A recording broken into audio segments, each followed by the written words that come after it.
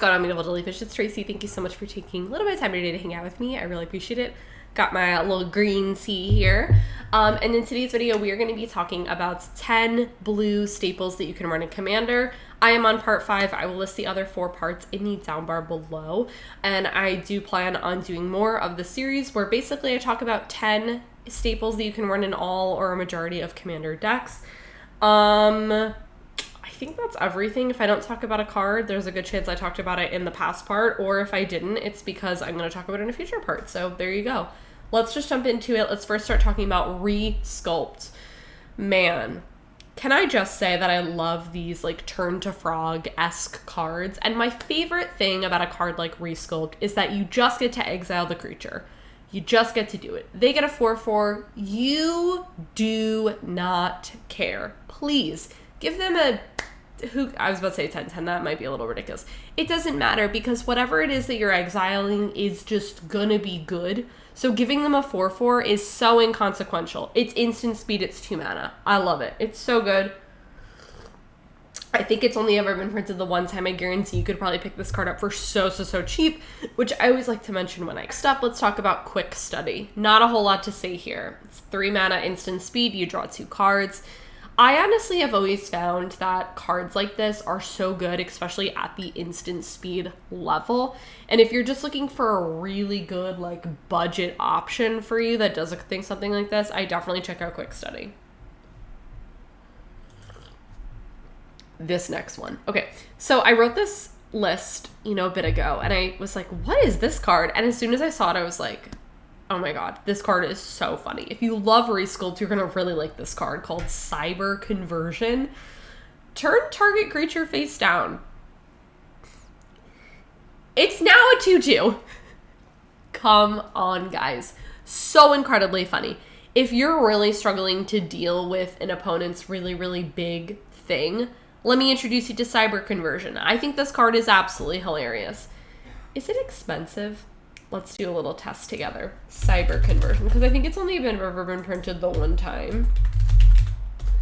I think this is from the Doctor Who. That sounds correct, yeah. Okay, all right, it's like $6. But if you're really finding it a challenge to deal with a lot of people's, creatures, and you find that destroying them, they're going to bring them back, whatever, let me introduce you to Cyber Conversion. It's a good card. Very simply, we have Opt. I love cards like this that are so my 1 mana, I get to draw things. I'm just a huge fan of cards like this. Opt has been printed so incredibly much. It's a very inexpensive card, and it's only that 1 mana. You get to scry first, and then you get to draw a card, and it's instant speed. There you go. There's a ton of arts in this card too, so pick your fave.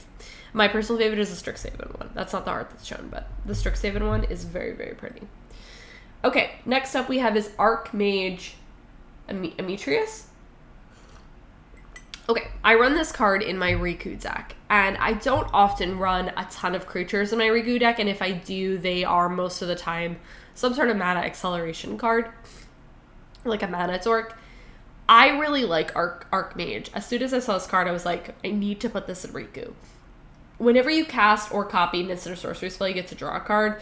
I honestly think even if you're not doing a lot of copies or maybe no copies, I'd still look into this card because whenever you cast an instant or sorcery spell, and if you're playing like mono blue or something like that, and you're playing a ton of instant and sorcery spells, there's a really good chance that you can benefit a lot from this card. By drawing a ton of other cards. This is a really solid option. A really good card. I like it. Okay, there's something about Baral, Chief of Compliance, that I just find funny.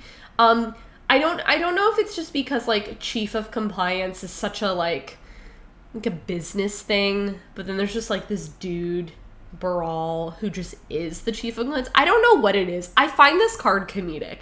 I like Baral. I've always liked Baral. If you're playing a lot of instants and sorceries, I would really look into running him because your stuff costs 1 less to cast, and it's 2 mana. 2 mana for a 1/3, which I think is ridiculous. I've seen people play, or I've seen you could build a whole deck around Baral. You could make him your commander. You could put him into your deck. Like, the fact that you just have your Resculpt that we talked about in the beginning that you can cast for 1 mana. Like, Resculpt is already really solid at 2, and the fact that it gets to cost 1 less, so it's 1 mana, is super great. If you're playing anything where you want your spells to cost 1 less, and then if a spell or ability you control, whenever a spell or ability you control counters, you get to draw a card. And if you do get to discard a card, even if you're not playing super heavily into the counter spells, which you're playing blue, so I'm assuming that you're going to have a couple of them at least, you get to draw, and then you discard, and you don't really care because drawing is really good. So, Baral. Really cool combat trick here. We have Aetherize. I like Aetherize a lot. It's only been printed. It has not been printed a ton of times. So it might not be a card that's necessarily on everyone's radar, but this is, like, to me, a very, like, old school fun little combat trick. It's return all attacking creatures you control to their owner's hand. If you're somebody who really would love to own a Psychotic Rift, but it is just out of your budget, Aetherize is only a couple bucks, I believe. I don't think this card is, like, that expensive. It is a couple bucks, I believe, last time I checked. But it's 4 mana, you get to return all those attacking creatures. You can totally blow someone out of the water with this, or one of my favorite case scenarios is, like, it's 1v1 because your other opponents have died. They go in on your all-out attack, and they're like, what you got? You don't have enough mana for Psych Rift, and then you cast Aetherize, and then you get to you get to attack with all your creatures. If you have a couple of bucks laying around and you're looking for a counter spell, let me introduce you to Swan Song. Swan Song is cool. It's enchantment, instant, or sorcery, but that's gonna take care of a lot of different things. And then they get a 2/2 bird. Again, do you care? No, because you're giving them a small thing and you're able to counter their spell, which is really, really great. And it's 1 mana. I find a lot of times in a lot of my commander games that it being 1 mana or 2 mana or whatever doesn't necessarily matter, or 3 mana for a counter spell. But if you're playing in a pretty competitive group and you need something to deal with a lot of things, Swan Song is a good option for you. Next up we have is Distant Melody. This is for my friends who are playing Tribal. I've always really enjoyed Distant Melody, never personally gotten a chance to play with it. I could run this in a Leela, but I have artifacts or enchantments, and those are the things that I want to be doing. But if you are playing some sort of Tribal deck, I think Distant Melody is really cool. It's permanent. So let's just say you have, like, a land or an enchantment that's a tribal spell or whatever. Those do, you do have those as well, and it's only 4 mana. So there you go. Yeah. And the last card is Windfall. Windfall is a card that I've obviously known about for a really long time, but it's just recently came into my radar as a card that I want to play. And I meant to pick it up into my most recent Magic order, but I forgot. So it's going to be on my next Magic order, and I want to pick this up for Tasigur, which, if you know that I don't often make tweaks to Tasigur. It's been done for a while. It's fully foiled. So for me to say that I want to make a tweak to that deck is saying something. I think Windfall is really, really cool. What I find so much about my Commander games is that you can be super political with this card, which, I mean, the joys of Commander politics right there. What I found a lot of times with Windfall is if somebody is going to get their,